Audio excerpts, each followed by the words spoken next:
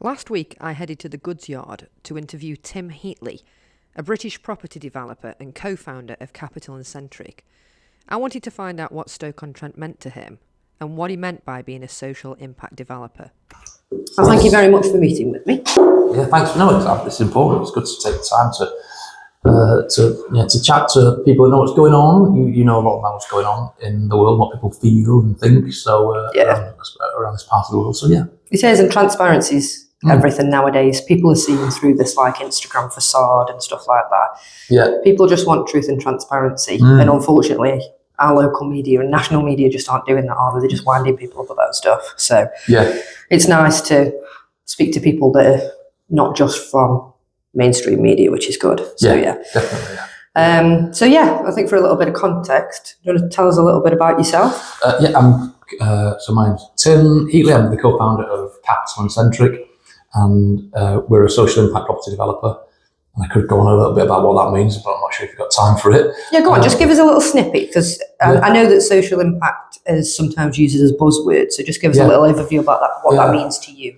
So, a couple of things. Well, what it means to me and also why. So, I think social impact means a combination of things. For us, it's things like creating homes that are affordable for people to live in, creating public parks and places and spaces that everyone can access. So if you don't live here, you can still access the spaces that we've created, both within the building and externally as well. It's conservation and restoration of historic and listed buildings, because I think that's part of our past. It's really important to celebrate those as well. Making sure that everything we do is super energy efficient, and low carbon. So not only in its energy usage, but reusing structures and buildings to save the embodied carbon. And then creating workspaces and workplaces. So I'm looking out at the back of Goodsyard, and I can see there's a big office space that's been being fitted out at the minute for office for a lot of people to work in. So that's high quality jobs, well paid jobs in a location where typically there might not have been that many. So job creation, I think, is a really important part of that mix. And so it's a combination of different things. Essentially, it's making sure that the place that we create is significantly better for the people who are going to live and work in and around it. And so you should be able to feel it rather than have to write a report on it. You should be able to turn up to a place and go, is this improving? Is this place improving? Is it accessible to people in different areas, financially accessible? And the reason for that, I think part of the reason for that is, for me, it's a personal thing. I grew up in Salford, and my mum and dad worked in and around the care system, and they brought the Care in the Community Act into place in the 80s. And so my mum and dad were pioneers at the time in that they agreed to look after young adults with learning differences in our family home. And so they came out of the institutions and asylums, they came into the community settings, into our family home. And so I've always grown up with people who, other than, but for the grace of God, almost that have these challenges in life. And so I was always very aware of that. And then I remember my dad lost his job, and I remember we were skint as a family, because we had a couple of other people as well as us five, a couple of other people living with us. And I remember going on dinner tickets, free school meals. Used to have to queue up for them. I was, the free school meal kids were last to go into the food hall to get their food, and you get what was ever left over. But I was the lucky one in that queue, because the other kids in that queue were in care. For example, I'd had a hot shower that morning. I was going back to a loving family, but other kids in that queue didn't. And so that stays with you. And I thought, if I ever have an opportunity to do something that's going to be able to, in some way, benefit a wider community, then I want to, rather than just being out capitalist. Clearly, I've got to make a profit, because if I don't, I can't do this sort of thing in other places. That's really important to me. So, being involved in other things, non-profit activities, are a really big part of what I do. And I enjoy it. So. And that's the main thing. Yeah, you've got to enjoy it. Yeah, you've got to enjoy what you do, or you can't just continue to do it. Yeah, brilliant. That's it. Okay, thank you. Well, I've just learned a lot about you in that, because I think sometimes, you can read interviews about people, and you can read Wikipedia pages and stuff like that, but it never really humanises people. No. And sometimes the story behind why you do what you do is, I find, often more fascinating than what you're actually doing, because it gives that whole reason behind it. So I love that. Ah, cool. So let's get down to a few questions. So I think the first question, I'm just going to touch on Spode very, very briefly. And I know that you consulted with the tenants recently. And what I was just wondering is, after that consultation, has anything changed? Is there anything you're not going to do or anything you are going to do? Yeah, loads. Okay. Because I think the initial consultation was wasn't really a consultation, more an introduction. This is like more of this is who we are, so this is what we do and have done. And I think it was like an introductory chat. Yeah. That was.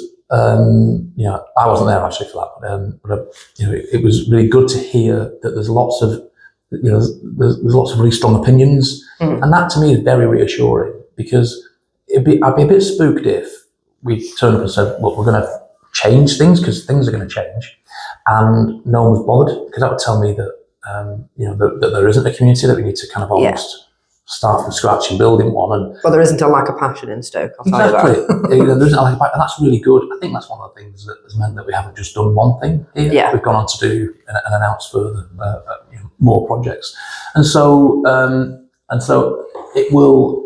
We have no preconceptions about what it can be. We have to say something like, we could do this. You've got to say something, because you can't just turn up. Well, that was actually going to be one of my next questions. Yeah. So you've been down to the site a few times. You've obviously done a lot of case studies on it and stuff like that. Yeah. What was it that made you think that the site was suited for homes? Yeah. Instead of keeping it more creative and business led as a hub, which is what it's naturally grown from in like an organic and grassroots way. Yeah.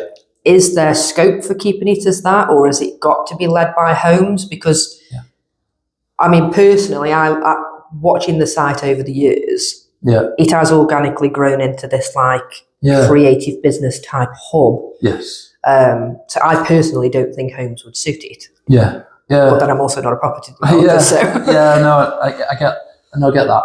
I think yes, it could just be entirely commercial, if you want to kind of give it that kind of like simple. It could be. I suppose what we want to do is kind of get it all up to scratch. In terms of, there's buildings there that are in a very bad state. They need restoring. They need bringing back to life. And that could all fit before workspace and commercial and other things, non-residential.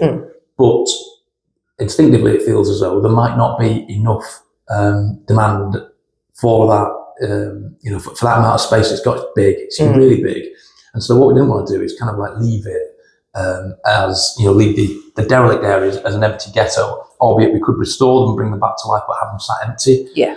And so that's in our minds, but none of it's fait accompli. And then the other thing is, and then contrast against the fact that there is a national housing shortage, and so we know for a fact that there will be demand for homes, and we know that here, for example, is 50% of the homes here are rented over the summer. Yeah. So we know there's 80 odd homes here, so way ahead of our anticipated trajectory of absorption of homes. So we know there's still an underlying requirement for additional homes.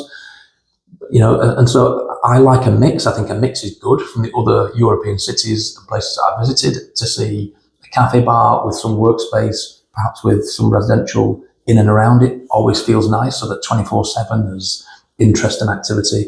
So I think it's a healthy mix. And so that was our initial thinking. That has been our thinking to date. That we didn't want it to be just a single thing. We want it to be vibrant, 24/7. But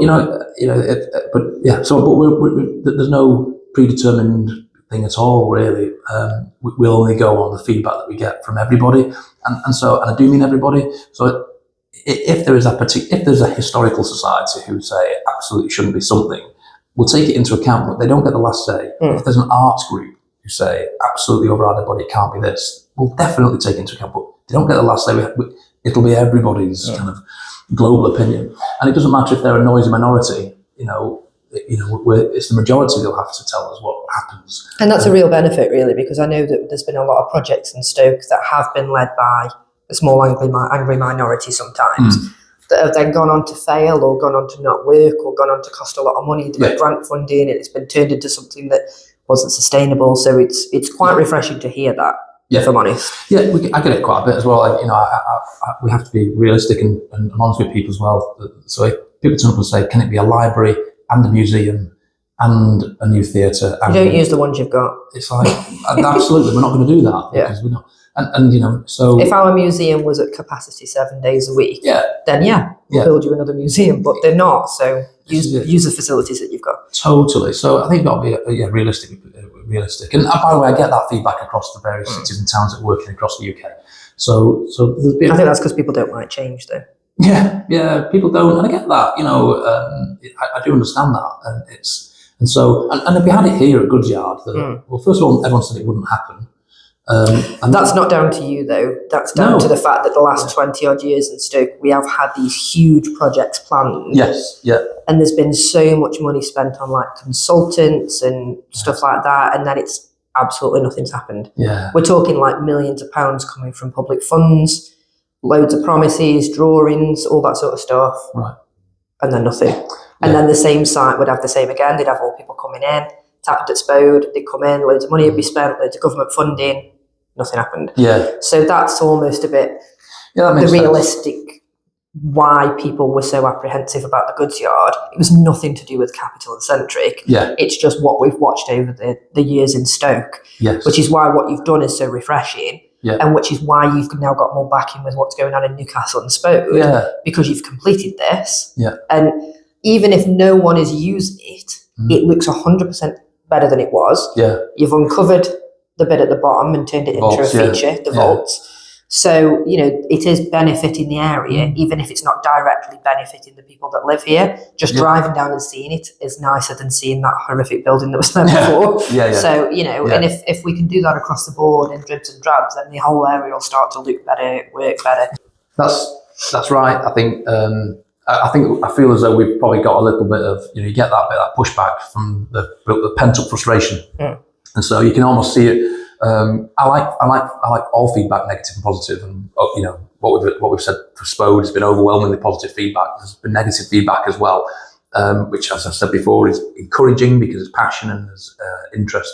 But I have noticed also it's almost a little bit personal, the feedback, where they're having like almost a personal, kind of having a go at me, and I sense that probably is pent up frustration.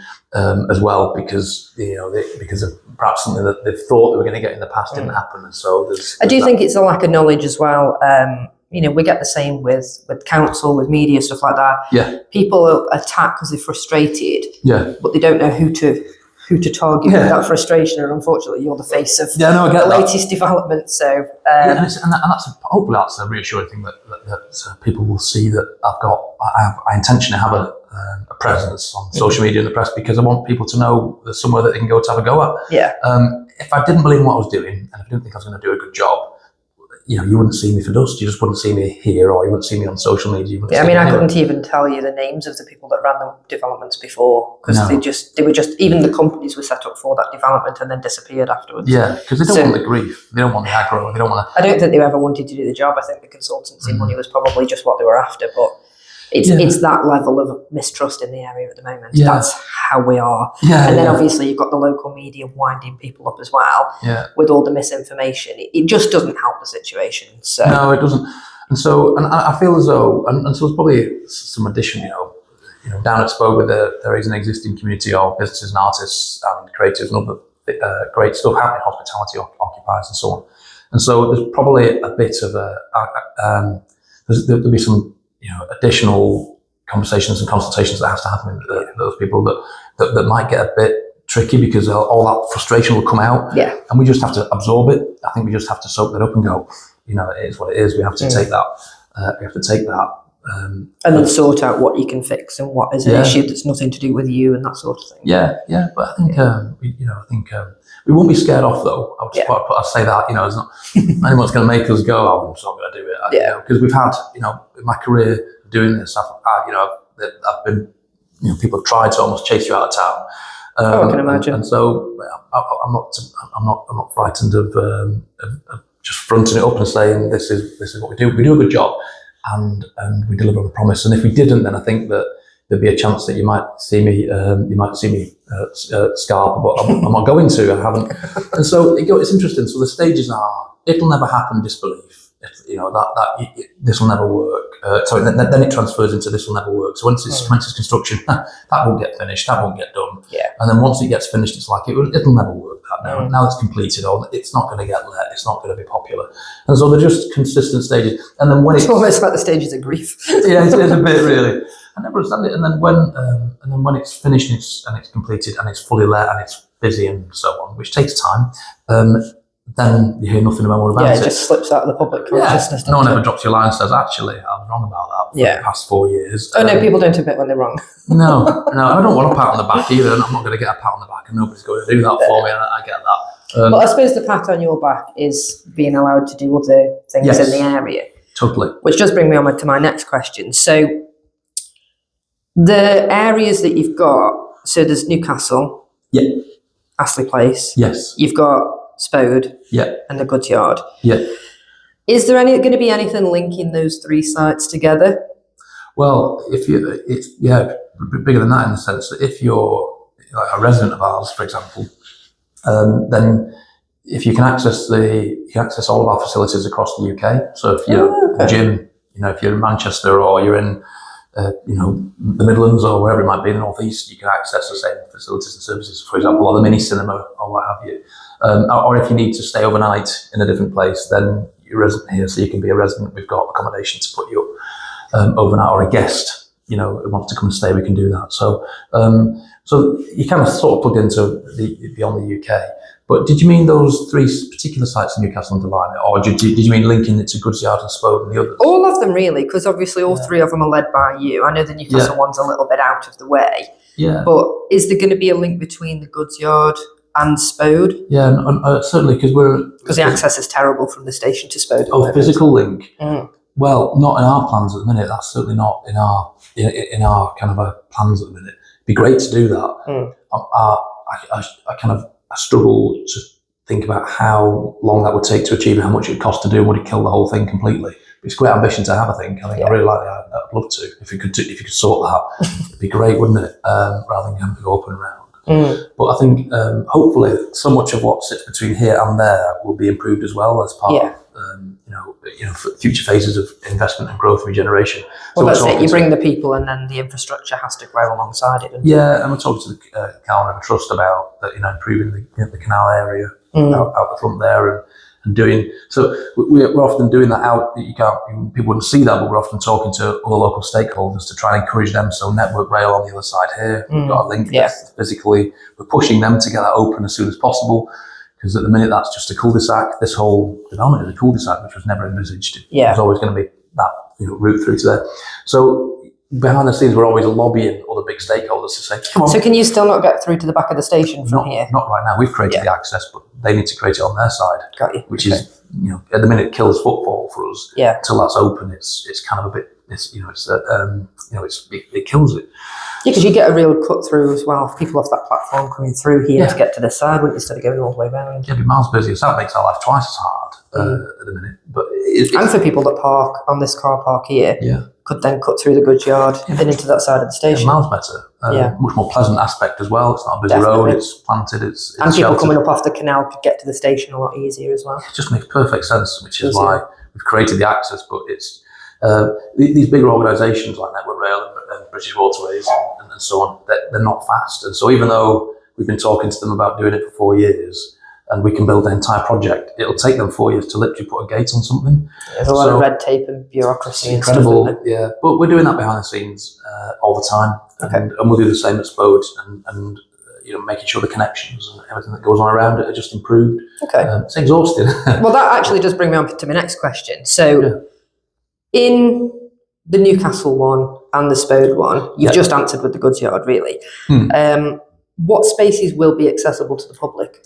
All of them at ground floor. All of them. So especially because most of what happens at ground floors, as you see here, is it will be a workspace and cafe bars and restaurants and other things accessible to the public, so they can still get inside and enjoy the building. They might not be able to get around all of it because some of it will be private office space or private residential space. That's the same as any building, though, isn't it? Yeah. But keeping it all public and this was private space, and we've opened it up to the public and handed it over to the public and almost. Oh yeah, I've lived in my whole life. I've never been in here before. No. It was the Goodsyard. Yeah, I like that. I like taking stuff that was private and letting kind of giving it to the public. I think a great feeling to do that. And so and that would absolutely be so. Same at the multi-story car park, for example, that will have publicly accessible space on the ground floor, and as well, we're creating new parks and squares in the former shopping centre as well, to make that accessible to the public, and you can still get in and get around it. All of which are accessissible without you having to go and spend money there as well. You can just go and sit in the park, or you can if you like, or you can spend £2 or £3 on a coffee.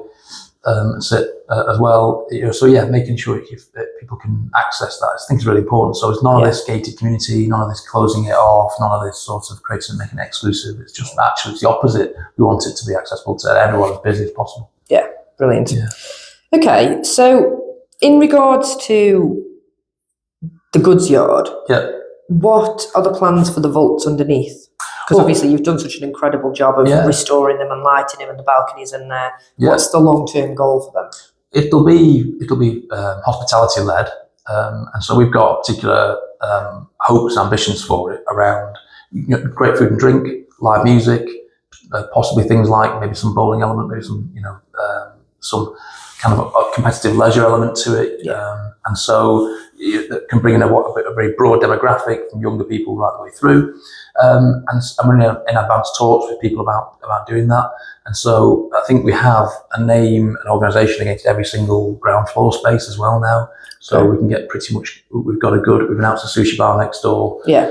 And so, we've got a good feeling for how it's going to be. And so, something that we want to keep the vaults just big and open. Yeah. We don't want to make it kind of like cellular. You kind of almost get the feeling of the impression is in its kind of sheer size and volume. So we're going to keep it like that. That's the ambition. There's a lot of space to fill with exciting things in there, and it looks fantastic. So keeping it like that, essentially, but then putting in areas where you've got food and dining and music and some sport element almost might be really compelling. So we're looking at that at the minute. So excited to agree and get some things announced on that. Yeah, I think it'd be fantastic to come and sit by the canal and have a coffee and have that as the backdrop. It's just amazing. It is, isn't it? It's incredible. Yeah. So now going back to the social impact side of things that we talked about at the beginning. Yeah. So I know that back in Manchester, you were an active campaigner against homelessness. Now you're the chair of the Greater Manchester Mayor's homelessness charity, aren't you? Yes, yeah. And I read that you'd raised over £2 million for that charity, Capital Centric, is that right? Nearly, the Greater Manchester charity now, which I co-founded that charity with Andy Burnham. Yes. And I think it must be north of 4 or 5 million now. Wow, okay. So, my data's out of date. So what I want to know on a social impact side is, because you've got obviously a few things going on in Stoke now, are you going to be looking to do something like that in Stoke? I know that you can't answer that question specifically until that time comes, but is that something that you would do to help underprivileged people and families in Stoke-on-Trent? Yeah, absolutely. Always keen to assist. And whilst, I don't feel like I wouldn't want to try and do something that's local to here and from here should champion, supporting them and being able to give them the benefit of what I've learned in my involvement in the homelessness kind of ecosystem. I think, for example, as one sector of a space that I could support. I'd be well up for it. Yeah, absolutely. I'm doing that elsewhere, where because actually that mayoral charity was quite pioneering what we did and how we've gone about raising funds and how we distribute those funds, and some of the initiatives. So, for example, there's one of our pioneering and flagship initiatives is a bed every night. So there is a bed and wraparound healthcare and support for anyone who's sleeping rough on the streets of Greater Manchester. And so that was new, hadn't been done, and so being part of making that happen was good. And then at the minute I'm involved in another charity that I co-founded, which is creating physical homes for people who are sleeping rough and homeless. That it's not just a home, it's actually a full programme that means that we can teach them to cook, clean, budget, and everything else, and get them back into full-time work and into private accommodation somewhere. Wow, so okay. rather than just be a place where you can kind of languish, which is no good, we're building actual homes, and so and that's underway. Now that's another one where people said, it'll never happen, you'll never raise the funds. We had to raise for that, separate to the Greater Manchester Men's Charity, we had to raise about £4 million through private donation. Wow, okay. And that's, well in advanced stages of construction now. And now everyone does believe it will happen because it's nearly finished.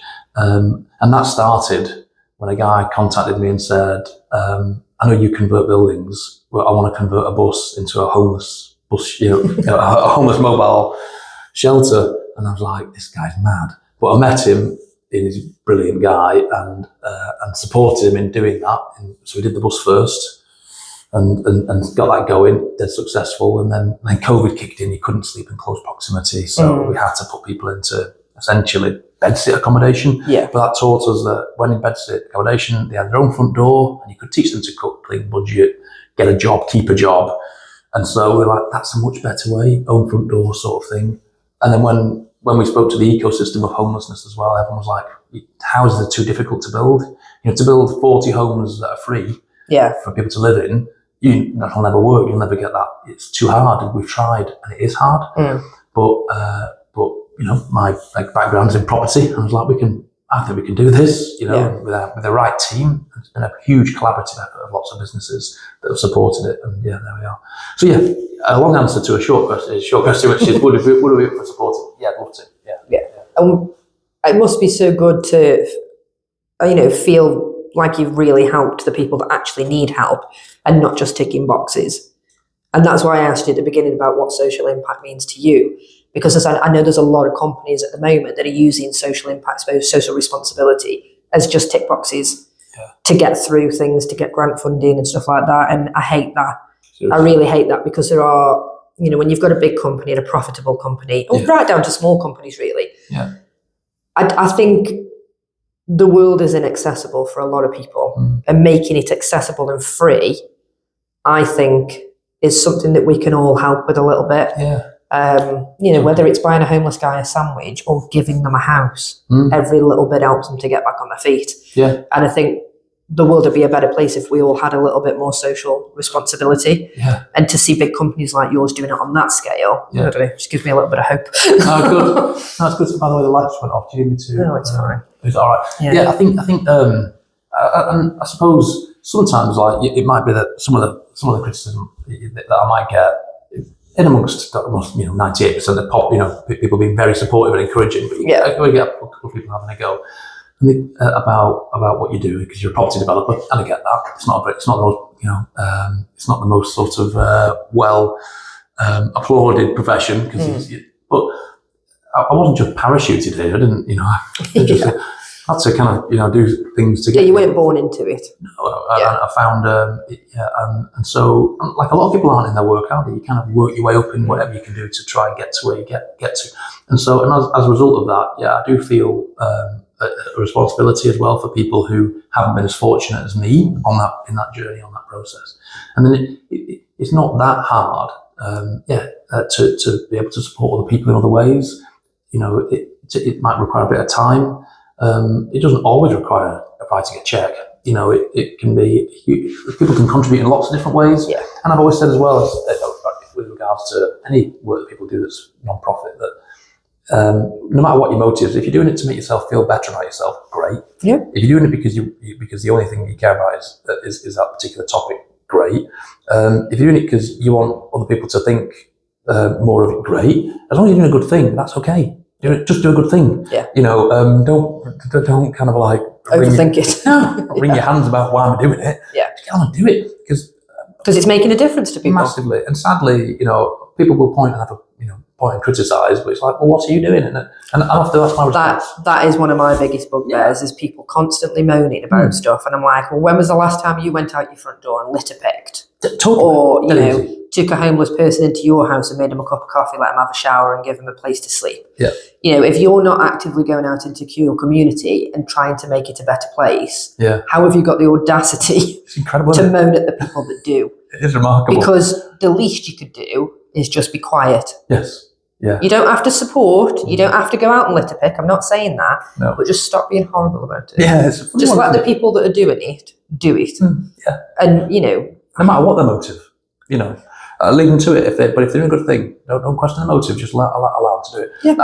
One of my most, one of my kind of simplest responses is, well, look, that's one of my things that I do. But if you've got a better idea, tell me what you're doing, and I'll do that. Yeah. And you never get a reply to that. No one ever says to me, well, actually, I'm doing this, and I'm doing all these sorts of things, and have a look at what I've done. Yeah. I never get that, surprisingly. Yeah, same actually. That's not something I ever get either. No. So it's that's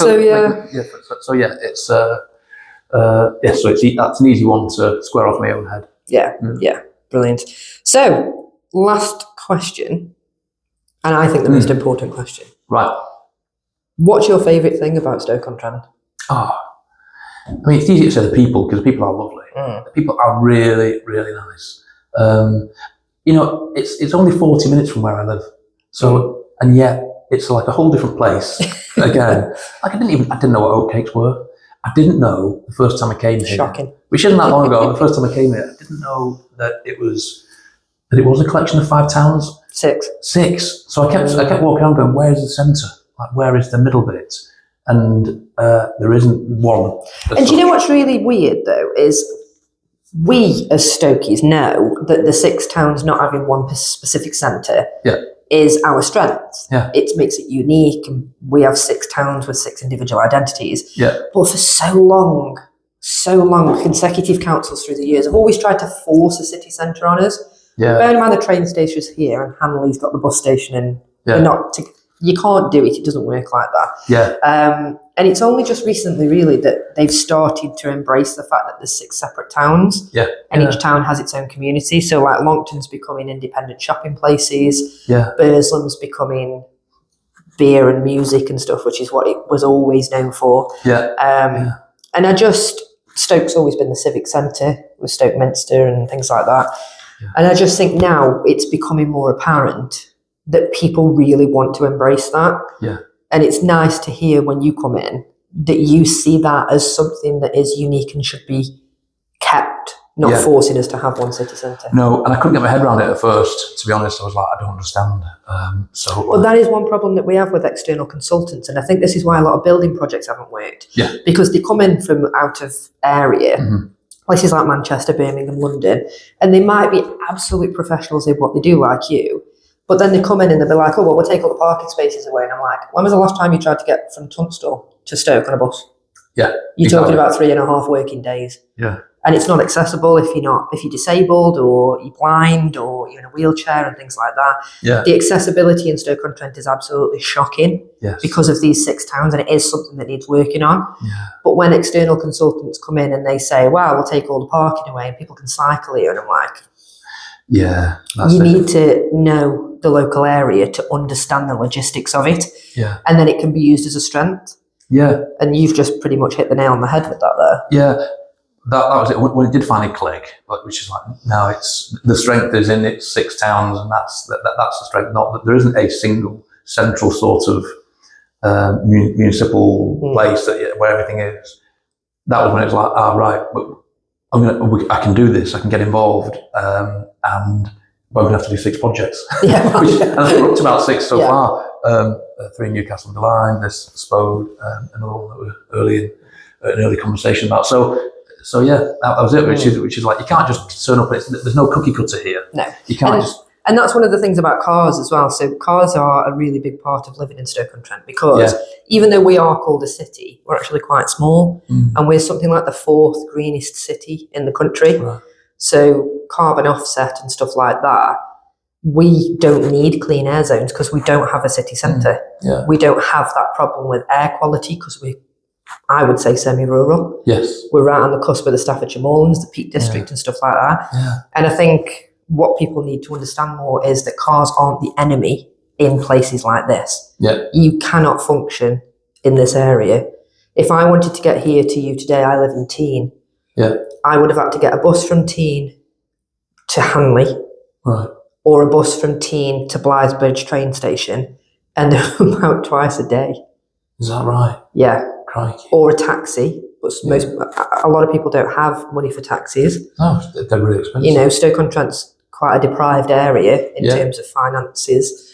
And then once you get to the train station, I mean, we're all right because you're out on the train station, but like if someone was trying to get to you in Newcastle from Teen, then you're talking 2-3 buses, maybe a train to here, and then you've got to get the bus from Stoke to Hanley, then the bus from Hanley to Newcastle.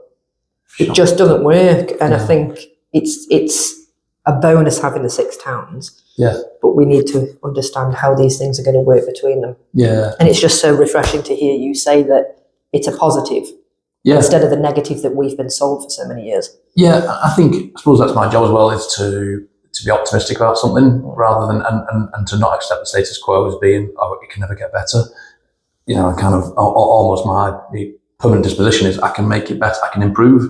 We can, and anything that's potentially could be perceived as a disadvantage is an opportunity to kind of go, okay, well, how can we play to its strength a bit? Yeah. And so, that does make sense. It's definitely got it's had its challenges, but it's definitely got. To me, it's just been massively overlooked, the whole area. And so the thing that I like most about it, to answer the question we started, is the opportunity of the place seems like it's absolutely got so much potential. And it's Manchester 30 years ago, isn't it? Yeah. I say that all the time. Yeah, it's certainly got Manchester potential 30 years ago, but it is very much its own place, its own unique identity, and lots to offer. And people that I bring to here that haven't been here before are always like really impressed and surprised. And it's a place that might have whizzed by on the M6 and never actually considered, or whizzed past on the train, never thought about stopping and checking it out. So, it shows really it's got a lot to offer, and it's just kind of telling that story now. Potential. Yeah, potential. I love that. Yeah. Thank you. And that's exactly how I see the area. Yeah. Potential. Yeah. Once it's gone so far down, the only way is up. Yes. Yeah. That's it.